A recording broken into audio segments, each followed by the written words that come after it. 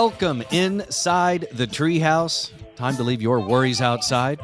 Join me, Dan O'Malley, Trey Trenholm, and Raj Sharma on, once again, a very special Friday episode of the Treehouse. You know, I've loved singing Friday for many, many years now, from our days on the radio, and I have renewed joy in doing it now because, Raj, it makes you smile and laugh every single time. week,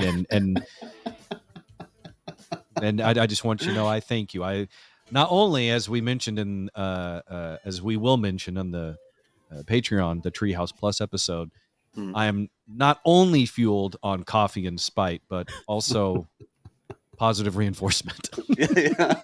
That's a very interesting. It's a very interesting smoothie you make there, buddy. Mhm. Coffee, spite, add some positive energy. I But really, no, it's coffee spite. Tell me I'm pretty, and it's going to taste weird, but it'll get me through the day. but it's the way it's the emotion, like the way it's from your heart when you sing the Friday, and it just makes me happy every time you do it. Speaking of things that make you happy, is Bob Ross one of those entities, one of those people, one of those things, one of those shows that makes you happy? Because when I think of Bob Ross, it warms my heart a bit. What about you, Raj? It always did, and then I found out, like, with the movie, like, he was this badass army dude, and I'm like, now I can't unsee that. So when he was like, "Hey, let's just put a happy tree right here," I'm also like, how many people did he kill? Like, you know what I mean? Like, You know what, Raj? It's funny you mention that because I saw something the other day that I also cannot unsee, and because I cannot unsee it, I'm going to show it to you two. And that is a good old fashioned, call it a meme, call it whatever the hell you want to call it. But that is a photo of Bob Ross with with one of the medium brushes in front of one of his paintings, smiling, of course, as he does, with the caption above it: "What if Bob Ross was a serial killer and his paintings are of locations where he hid the bodies?" Oh yeah. You know what? That would be And I saw this it was a week ago. Thank you, Charlie Wheeler. Thank you for posting that. It's one of our followers. Yeah. One of our listeners. And I have not been able to get it out of my head ever since, because the other reason I've always enjoyed Bob Ross is because my grandmother, may she rest in peace, was a huge Bob Ross fan. So much so, she had turned that into one of her many get-rich schemes that she had attempted throughout her life. I swear to God, my grandmother was kind of her own 80s sitcom character at times. Really? She and my aunt, and occasionally my mom, would try to do things and start up little businesses that they think would catapult them to riches. And of course, none of them worked. And the ultimate irony in all of that is all three of those women, my mother, my aunt, and my grandmother, all advanced degrees. Mm-hmm. Me, didn't even finish college. And Yeah. I think I was the most successful one, and that's not exactly bragging. Anyway. What was the get-rich-quick scheme that she had for Bob Ross? So she took the Bob Ross classes that were available back in the day. She bought all the Bob Ross paints from Michael's on Greenville Avenue in Dallas, and all the materials, all the stuff. She watched Bob Ross every day. She got some of the videos in case that she wanted to go back and watch other ones, and she would paint along with Bob Ross. Yes.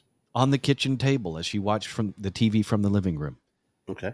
And there was a time I even did a couple of them with her. So when I see Bob Ross, I also think of my grandmother.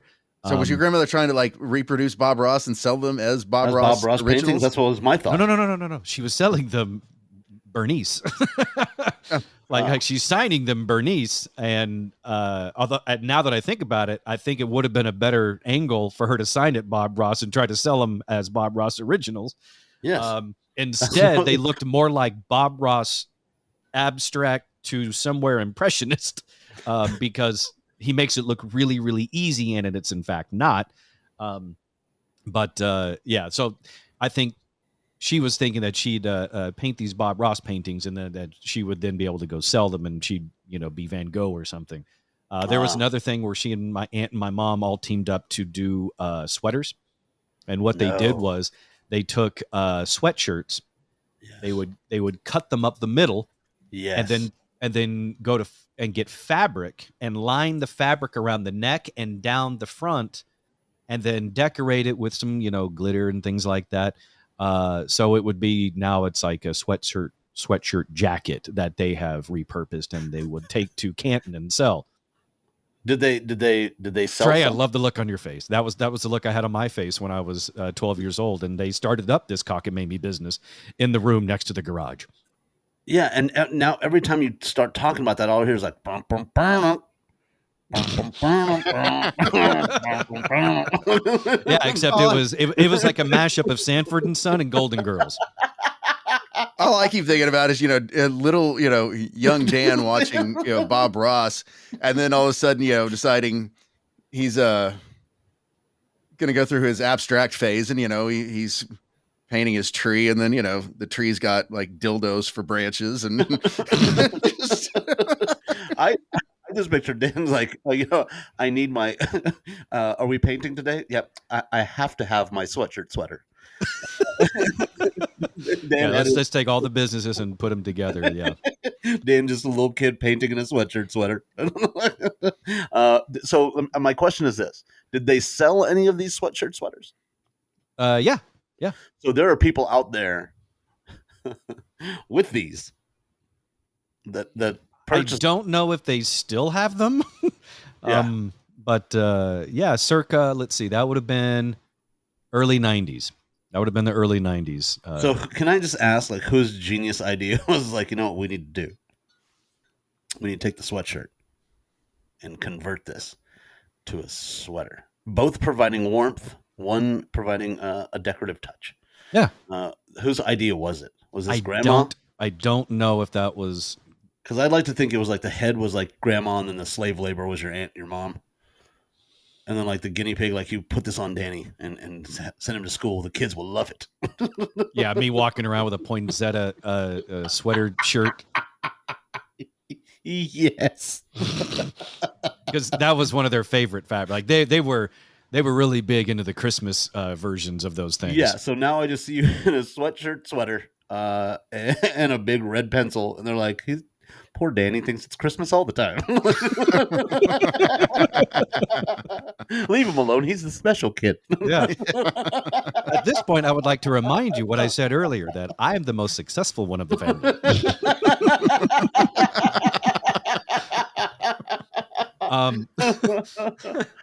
So anyway, once I saw the Bob Ross thing, what if he was a serial killer and all his paintings are where he hid his bodies? I'll forever see that whenever I see Bob Ross. So I never saw the documentary. I saw somewhere in a separate meme that Bob Ross was a military man or something like that. Mm-hmm. So, but what else was in that documentary? Trey, you're a documentary guy. Have you seen this one? I have not. Where is it, Raj? Was it on Netflix? It's not a documentary. It's a movie that they made about his life. And the backstory was everybody sees him as this painting, hippie looking afro with the white dude with the happy trees and all this. I think that's the name of the movie. I think it was called Happy Trees. It's his origin story. So it starts from like him in the military, and he was this military guy. I think he was. I want to say was a drill sergeant, but I don't know. I know, and it sounds weird because I get him confused, but I know Don Knotts was and people don't believe this, but Don Knotts was a Marine Corps drill sergeant. If you can imagine that, but he legitimately was. Mr. Furley. Mr. Furley was a Marine Corps. The shakiest Marine in Yes. But I think Bob Ross was something of that ilk. When it comes to like the military, like he was a hard ass, and when he got out was like, he escaped that whole life, and he's like, this is what I've always wanted to do, which is hilarious to me because like I just imagine like him in the military, like, what do you want to do in life, Bob? And he's like, I would like to paint, sir. How was that not Oscar bait movie stuff? That right there, my God. I mean, I can see Andrew Garfield playing the character right now. Oh yeah, that would be a good one. Yeah. I can't remember who it was, but I mean, it was very short because it was during the strike, I believe, so they couldn't really promote movies. But he was this hardcore military. So now all of that makes sense. It's like he left the military, he wanted to paint, but he still had the desire to kill. So what if he was? What if he took his military training and then killed, and then was like, "Well, I'm going to pay, but I'm going to tell you," because monsters tell you they're monsters. Like they just tell you.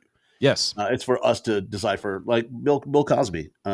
If you go back and look at the Cosby Show, he was a gynecologist in his basement. He's telling you that he's that guy. Interesting. So, yeah, that's what he did. He was an OBGYN, and his office was in the basement of their house. And so monsters tell you they're monsters. And so what if he was the whole time like, these are happy trees, but you know what's under the happy trees? A very sad person. Well, the tree is happy because it's grown from the decomposition of his victims. Yeah. Yeah. And it also makes sense as to reason why that. What's that, Trey? So what makes the grass grow, boys and girls? Blood.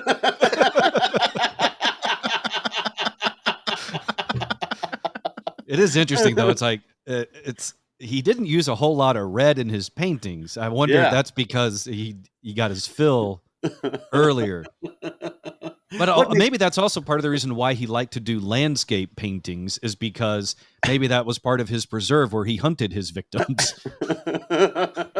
He's got a whole. It's like the John Wayne Gacy of the forest. He just got him out there under. What makes the trees grow, mommy? Yeah, it's like they always say when you go to Yellowstone, you got to watch out, for the bears and the buffalo. And it's like, no, you got to watch out for Bob Ross. He's out here somewhere. He turns into his own like urban legend. Like, don't go in that forest. There's a Bob Ross in there. Or is it possible that he's not a murderous, trained assassin, hunter of people? Don't ruin the fantasy. Like I'm going to Michael's. I'm going to Michael's when we're done here.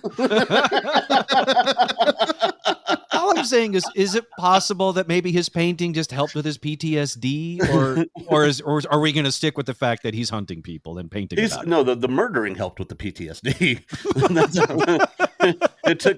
It took him back to his favorite place, the killing fields. That's what it. And then it actually makes sense because in the barracks, everyone else comes back from from an operation or a mission or something, or patrol. They all go to bed, and Bob pulls out his paints and his canvas and his palette, and they say, "Bob, what is it you're doing?" He's like, "Planning." What'd you say? Painting. That's what it says. As he's putting on the face of his enemy with a little daisy behind his ear. He's just fluffing up his fro. What are you doing, Bob? Getting ready. All right, now I'm really ready for this Bob Ross biopic. Yeah, you won't be able to unsee it. Now, every time you watch Bob Ross in your sweatshirt sweater, Dan, you'll just see a murderer. Like that's all it is now. Let me go back and look at this photo of Bob here. Yep, no, I can actually see it in his eyes. Yeah. And those aren't necessarily happy little birds flying over the coastline. Those are buzzards. Well, he was always painting happy places. There were places he got away with it.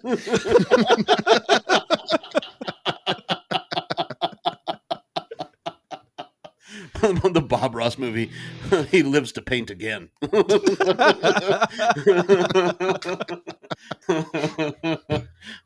Murder by numbers. Yeah. Yeah, that's awesome. Yeah, I can't unsee it. But now I feel like I've ruined Bob Ross for you, Dan. I apologize. Now you're gonna see a serial killer every single time you see him now. No, I'm gonna buy the collector's set. I think I still have a few of my grandmother's paintings if you want. I'll just open up a whole new set of ideas for me. Hiding in plain sight. I think we just found out that Dan's grandma might be a serial killer as well. That would be great to find out. What are you doing? The same thing he's doing. Man, those instructional videos go deep.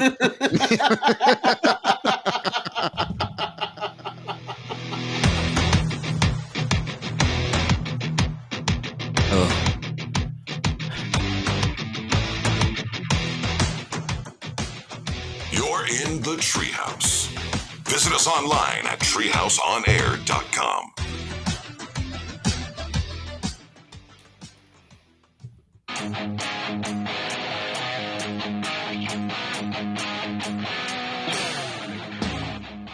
You're in the Treehouse. Visit us online at treehouseonair.com. The first segment was brought to us by the Dallas Comedy Club, the website to get tickets and more information on all the shows happening and all the events happening at the Dallas Comedy Club in Deep Ellum. Go to dallas-comedyclub.com. That's dallas-comedyclub.com. They've got the primetime interactive improv going on right now, along with I think Laurie Kilmartin was in town a couple days ago as well. So that's why it's important to keep up with the Dallas Comedy Club, which you can also follow, of course, on social media at Dallas Comedy Club. And so you can see all the events they've got coming up, including headliners, because they're remodeling their main showroom, right, Raj? And so they got the headliners coming back in, I believe, in February. Yep. So that you have to look forward to at the Dallas Comedy Club in the safe corner of Deep Ellum. Yeah, there's Also great, like he's saying, there's a comedy 5 nights a week. There's improv. There's great showcases. There's called the Comedy Locomotive, which I was just on. So check that out because I pop in on that show quite a bit. And, Nice. Yeah, so come by and say hi. Also, this segment is brought to us by Cook DFW Roofing and Restoration. Give them a call for your free roof inspection, 833-COOK-DFW, or go to cookdfw.com. Daniel and Carrie Cook, proud supporters of the Treehouse, kind of like how there were many proud supporters of the Bob Ross painting show on PBS. And I think we've established now that, at least in the first segment, I believe we've established that Bob Ross is, in fact, the boogeyman. But it also brought something else into my mind. It made me think of another person that we've talked about throughout the years inside the Treehouse, about another celebrity who is not known so much for his other dealings. He's known for, to us, as hunting vagrants and things, and also, making a hit country music, and that is, of course, Luke Bryan. Oh, yes. And Yes. And that all started because Luke Bryan is seemingly a sweetheart of a dope. I mean, he's had serious tragedies in his family, and he's had the death of siblings, and he's taken their children into his home, and he's raising those kids, and he's does all these great things for charity. And he seems to be a likable enough guy, and he works hard and stuff. And he seems to have a heart of gold, just a little dopey. But because of that, I've thought there's got to be something bad about him. Maybe he hunts, homeless people or something. And that's where it all kind of started. Gotcha. Well, Luke Bryan also does a event every year called Crash My Playa, where they go to Playa del Carmen and they do a country concert, and people go and they have a good time. Well, last year, Dustin Lynch was there. And I guess the way that Luke Bryan introduced him last year wasn't received well by people, because I guess he was trying to make fun of his friend Dustin Lynch, and some people thought he was serious. So this is what he said. He said at Crash My Playa last year, he introduced Dustin Lynch by saying, "No one has taken more drugs, more IVs, and no one has passed more STD tests." So because of the blowback that happened, Luke had told Dustin that you can insult me at next year's festival any way you want. Okay. And this is where I give Dustin Lynch credit. He thought outside the box and did something very smart. And this is something that country singers will do. They don't always write their own stuff, right? A lot of times they'll, perform a song written by somebody else. That's kind of how that machine works. You write for a while, then you become a performer. So country people are used to outsourcing things. So that's basically what he did. Dustin Lynch went out and outsourced his opportunity to insult Luke at his own party. Okay, make sure you can hear this. And it ended up making headlines back in the States. TMZ did not get it. Fox News. I'm going to start this over for you. Last year, Luke Bryan introduced me on stage, and it ended up making headlines back in the States. TMZ did not get it. Fox News didn't get it. And I've had one whole year to think about how to do this. Hey! I don't deserve this. I hired the best roaster of all time to roast you in front of all of these people. I hope you don't mind me crashing the playa. It's an honor to introduce Luke Bryan, or as I like to call him, the other country singer on TV who wasn't hot enough to marry Gwen Stefani. For those that don't know, that is, of course, the roast master general from Comedy Central, Jeffrey Ross. Who actually had the pleasure of meeting many years ago. I had him on the Saturday show when we were at CBS. And that was so long ago. That was back when he had hair. So I think this is absolutely brilliant on Dustin Lynch's part. Sometimes you just gotta hire it out. Bring somebody in that can really get the job done. And that's what he did. He brought in Jeff Ross to roast Luke Bryan at his own concert. So here it is. News didn't get it, and I've had one whole year to think about how to do this. Hey, I don't deserve this. I hired the best roaster of all time to roast you in front of all of these people. I hope you don't mind me crashing the playa. It's an honor to introduce Luke Bryan, or as I like to call him, the other country singer on TV who wasn't hot enough to marry Gwen Stefani. Luke has a new single out called Southern and Slow. Congrats, Luke. You're finally writing something autobiographical. Ever wondered what a Mexican music festival hosted by Beavis and Butthead would look like? Here it is. And please welcome number 108 on Rolling Stone's Top 100 country singers of all time. Make it loud, that house, for the legend himself, Luke Bryan. That's a pretty good intro. That's great. And I love when he says that number 108 on the country top 100 favorite artists of all time. And I need to look this up. Did Luke Bryan really have an album or a single called Southern and Slow? Because before I even heard this audio, I had a very similar thought to Jeff Ross, which is, so he's singing about himself? My thought was like, isn't that the name of his book? I mean, it's a pop-up, but still, it's ages 3 and up. It's not a hard read. That is a song by Luke Bryan. Southern and Slow. All right. Yep. Well, see right there, Luke Bryan had the opportunity to fire back at Jeff Ross, saying, because Jeff Ross is saying, well, Southern and Slow is autobiographical. Luke could have easily said, well, you know what, Jeff? Because I'm in the industry, I know what your next comedy album is titled. It's called About to Die.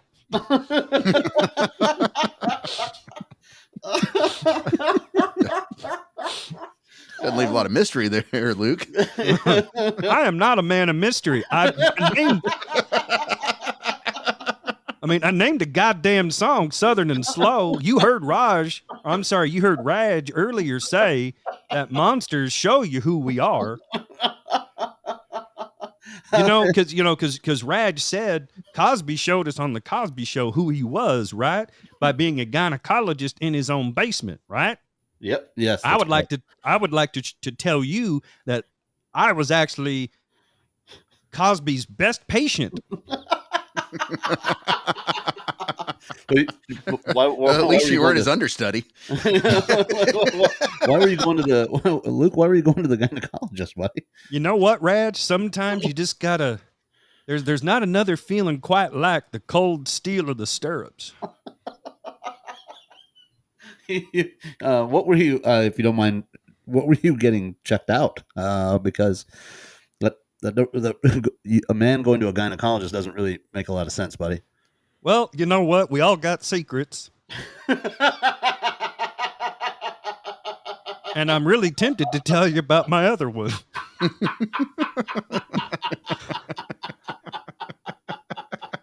You know that urban legend that ran around, Hollywood for years about Jamie Lee Curtis?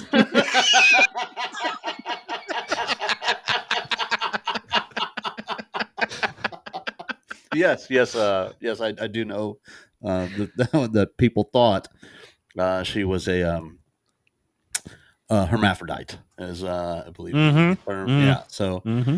are you are you telling us that that's why you were visiting the gynecologist? I ain't telling you shit.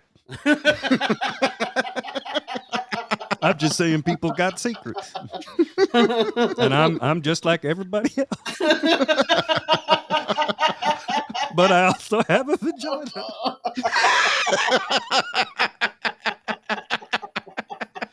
And my gynecologist is a TV doctor.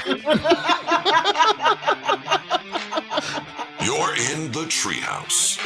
Visit us online at treehouseonair.com. I think I've decided I need to get one of those like little face things of Luke Bryan's face with the mouth cut out of it, so I can just kind of hold. Yeah.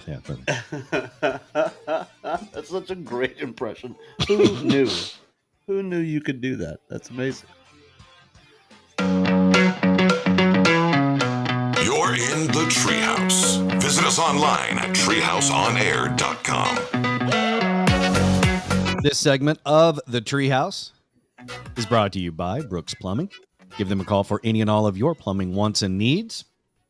214-368-3838. That's 214-368-3838. The website, brooksplumbingtexas.com. Don't know if there's any more, deep freezes that are going to happen or hard freezes that are going to happen. But if they do, call Brooks Plumbing. They'll come out and make sure your pipes are good. There are a couple of really good news stories I wanted to share with you guys today. And in true Treehouse fashion, I cannot physically share those with you without doing birthdays first. Yeah. Oh, gotcha. All right, so we're going to kind of speed through the birthdays a little bit so we can get to these other things. And birthdays are still worth it. Don't get me wrong. Mhm. I have an end game here. All right? Today is Friday, January 26th, 2024. Birthdays today. Sasha Banks is 32. She is Casca Reeves on The Mandalorian. Also says lady wrestler and Snoop's cousin. Rachel DePillo from Chicago Med, 33. Manti Te'o, former NFL player, also 33 today. I remember him as a linebacker from the Chargers. And I didn't realize until today that he actually played for the Saints for a short while, which I feel bad for that guy because I did not know he played for the Saints, but I will always remember him as probably one of the worst catfish victims of all time. Because when I think of Manti Te'o, that's unfortunately what I remember. I believe he was the one to coin the phrase, right? Wasn't that's where they came up with the term catfishing? I don't know. Found out. I don't know if he coined it, but I mean, I guess if you want to label yourself, then. And I think the question always was he in on it? I don't. Here's why I don't know. It's because it was the only way they found out was a Twitter account. Is his girlfriend had died from cancer, and he had never met her, but they were deeply in love. He wasn't allowed to go to the funeral because the family wanted their own privacy, and then he dedicated the last game of the season, Notre Dame, to her. And prior to him suiting up for that game, his coach went, "Hey, just so you know, she just tweeted." So that's how they found it. She had forgot to remove him from the Twitter account, so she just sent out a tweet about something, innocuous or baseless or whatever it was, and that flagged the Notre Dame head coach, and he was like, "Yeah, just to let you know, your dead girlfriend's alive." And then I really feel like that's something you wait till tell the player after the game. Well, it was also it was a Deadspin investigation. Oh, well, because of it was originally because of not a leaked, but a tweet that went out from the dead girl's account, is how it came up. The investigation, which revealed that it was a guy that he had gone to high school with, that was pretending to be a girl. So that's what the investigation uncovered, was that it's a dude who could do high pitched, because they talked on the phone every night. And so he went on some show, either with Maury or some show like that, where whatever was behind the screen and was on a doing very the special voice. episode of Maury. This is not your girlfriend. We have the results. This is a dude. But he was like behind the screen, and it was like they were talking to, and he did the voice, and Oh, when man. the reveal happened, it was a guy that he had gone to high school with that had a crush on him. Clearly, Raj, you know a lot about Manti Te'o. How many career tackles does he have? Well, he couldn't tackle this one head on, but I don't know. The only reason I know all of this is my buddy Mark Agee covered it. Remember Mark? Mark. Oh, Agee, yeah, our love friend. Mark. He was covering. He was working for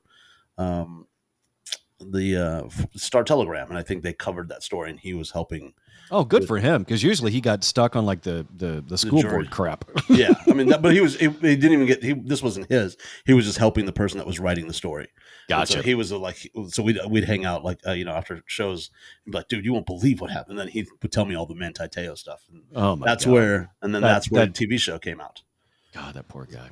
Yeah. Other birthdays today. Colin O'Donoghue, who plays Captain Hook on ABC's Once Upon a Time, 43. Taylor James, star of the 2018 Samson movie, is 44. Sarah Rue is 45. From Mom, also Impastor and the librarian on a series of unfortunate events. Former basketball star, including the Mavs, Vince Carter, 47. Nice. Andrew Ridgely, the surviving member of Wham, is 61. Wow. Wayne Gretzky, the great one, is 63. Ellen DeGeneres, 66. And let's see, Scott Glenn is 85. Mm. And just a bit outside, Bob Uecker, still kicking at 90. Wow. Yeah. That's wild. Okay. 90. All right. Groundhog Day is coming up, right? Mhm. Sure. What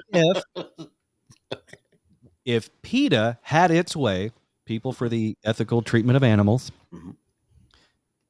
what if they were successful in getting Punxsutawney Phil replaced Mm. with a giant gold coin that someone would flip instead of, asking a abused groundhog?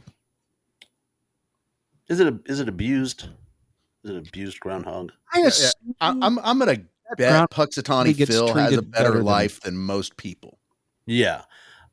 And you're 100% right. I remember years and years and years ago when PETA went after the Clydesdales, the Budweiser Clydesdales. It was, I think, the early 80s. And they went after them for their being horribly treated. And then Anheuser-Busch was like, okay, we'll just release a real quick video and show you where these guys live. And it turned into a decades-long storyline of ads. Yeah, about how well they live. So I'm pretty sure Punxsutawney Phil, I bet he's got a righteous pad. I bet he's doing just fine. I bet they feed him well and they bathe him. I read somewhere that in the off season, because his off season is every day except February 2nd, he's kept in a cage in a library or something. It's like, well, that's not so. I mean, okay, that kind of sucks. Well, I guess it would suck if he can't read. He's a voracious reader. That's why his cage is in a library. But I would assume like they would just kind of let him out and like run free. I don't know why they would keep him in a cage in a library. That would suck. I mean, maybe a gold coin there might be a better thing. Like let the poor kid out. I don't know. It's a show. They have to do the show. They have to show the groundhog. They do the whole thing. It's also good for that. It's also good for that town's economy. It was good for the economy before the Bill Murray movie came out. Do they still air it when it happened? I know they used to a long time ago. They would have like all the media would go down and cover. I think so. Yeah. Okay, because I haven't seen it in a long time, but Last time I saw it, I believe Al Roker was there. I think it's one of those that you probably haven't seen in the last couple of years because of COVID. But okay. Was it big Al Roker or really like grossly thin Al Roker? It was bigger Al Roker. Okay, so this was like the 90s. No, I think I want to say it was. It's hard to figure out what year is what by what weight Al Roker is. It's kind of like Oprah. It's hard to track because they had so many ups and downs, you know? Yeah, I can always tell what part of the 80s it was by Luther Vandross. I'm like, oh, early 80s, big fellow. All right. And the other thing this is a very important question I need to ask the two of you, okay? Mhm. So I want you to clear your minds. Okay. And I want you to give an honest answer here. Okay. I don't want you to fear any judgment, but I want you to keep in mind there will be judgment based on your answer. Okay. But I don't want you to be afraid of it. I want you to still give an honest answer, okay? Okay. Do you fart on planes? Yes. You bastard. In the bathroom or just like randomly? In your seat, in the plane, not in the bathroom. No. Thank you, Raj. You are a good person. Trey, well, I'm honest to God, not surprised.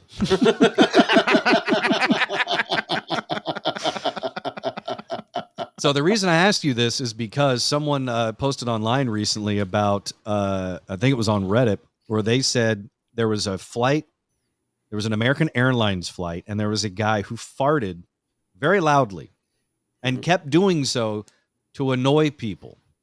And then arguments started, and eventually the guy gets kicked off the plane.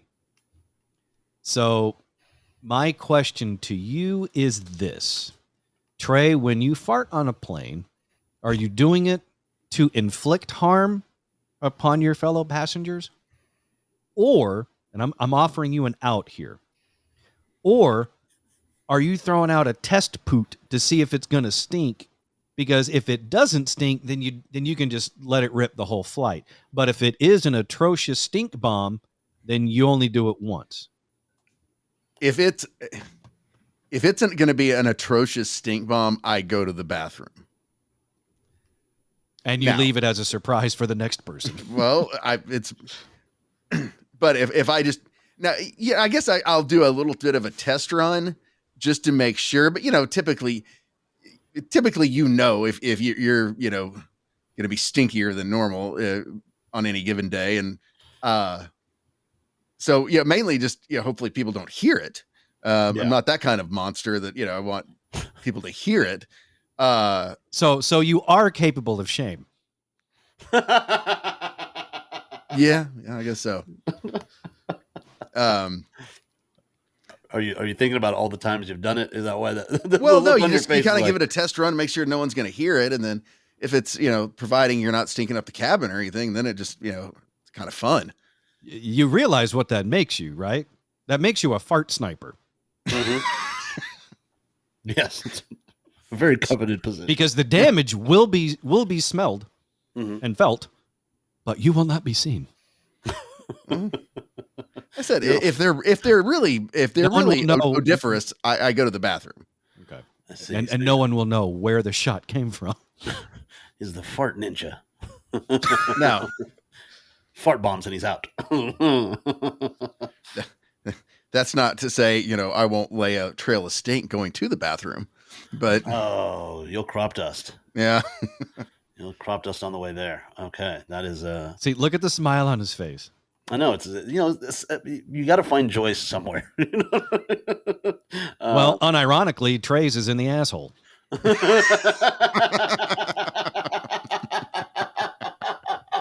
Yeah, but it's things going out.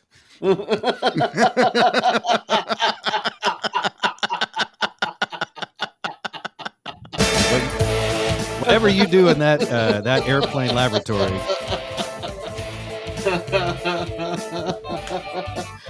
It still makes you a member of the Mile High Club. So you're well, not only does that conclude the safety portion of this flight, it also concludes this episode, this Friday episode of the Treehouse. I don't know about you guys, but I had a lot of fun up until we learned too much about Trey. You asked. You're right. There was a K in asked, right? You didn't say you asked. Because I think you asked. I think both can be true here. Yeah. We'll see you next time in the Treehouse. See ya.